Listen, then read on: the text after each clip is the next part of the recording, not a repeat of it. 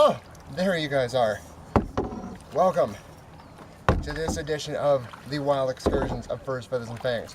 My name is Zach, and I am your host for all things wild. Should I keep that? I don't know if I'll keep that.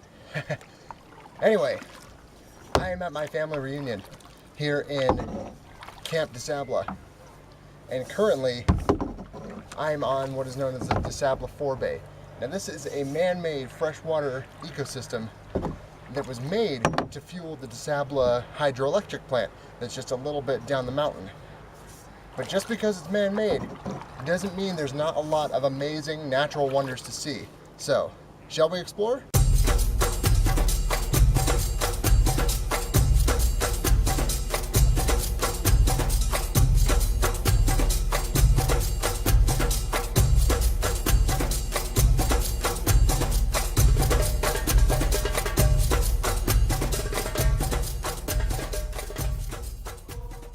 This lake is home to a multitude of species, and you can kind of see out in the distance this lake is what is known as boiling. There are fish jumping all over the place.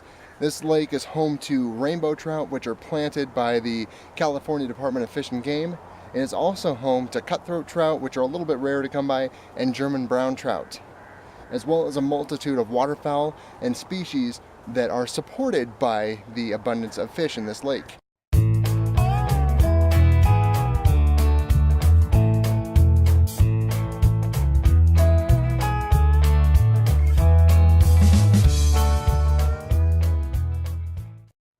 Prominent waterfowl species that call the DeSabla Forebay home are Canada geese.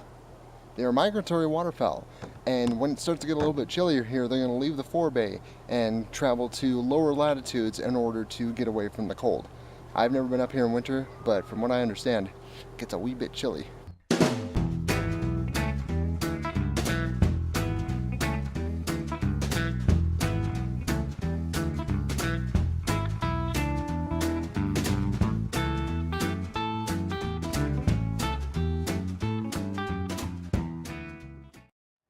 Now, my family has been coming to this campground since I was about, gosh, maybe 2. So this place is very near and dear to my heart.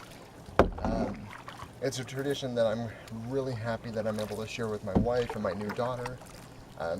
They are currently socializing with family, which I probably should be doing, but hey, I have my camera, I got a canoe, I'm gonna Davy Crockett this thing. One of my favorite things about this is, even though it's such a small little body of water, it supports so much life. I'm really hoping I can get some good shots for you guys, because I know ducks and geese are great, but they ain't exactly exciting. There are a pair of osprey, which are fish-eating birds of prey that live in a tree in a nest over to my left, your right, and they have been here for years. Osprey mate for life, and they return to the same nests year after year when they come back to good fishing. And yesterday, when we got here, I was fishing, and I saw one of the osprey dive down and grab himself a nice little trout. So, I mean, if we're lucky, we'll get something like that. If not, I'd be happy to film them circling around a little bit just so you can see how awesome those creatures are.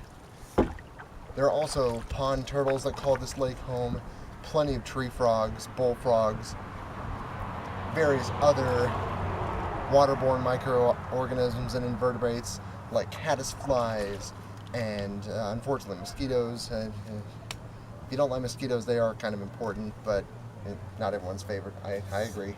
I will say this, guys, whatever chance you get to go out into the wild like this, it's not exactly like I'm on the frontier and I'm actually having to be Davy Crockett, although I am in a canoe and I do have a thing for coonskin caps.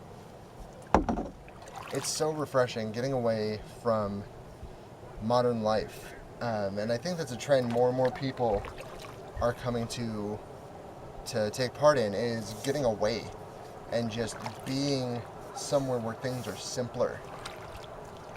And it's if you spend a weekend up in the woods like this, it's refreshing. Good for the soul, good for the mind, good for the complexion, as long as you wear sunscreen. Now, for those of you who were with me last year when I came to Magalia, and did my little trek down the sloughs and saw Mr. Rattlesnake, that is the head of the trail right there, and that bench is my normal fishing spot. Nobody believes me, but I slay when I come out to fish here.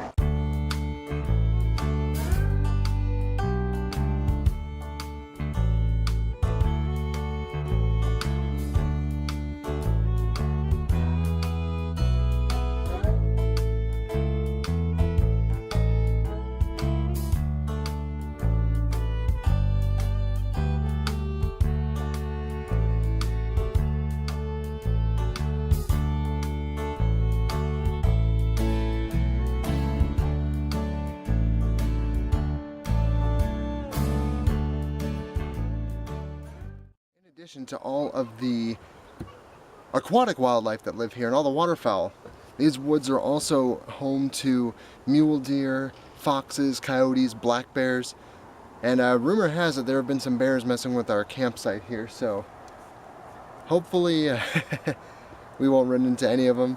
The only time I ever did run into a bear, for those of you who have been with the channel long enough, you know that was my buddy Teddy Grams in Big Trees with Dominic.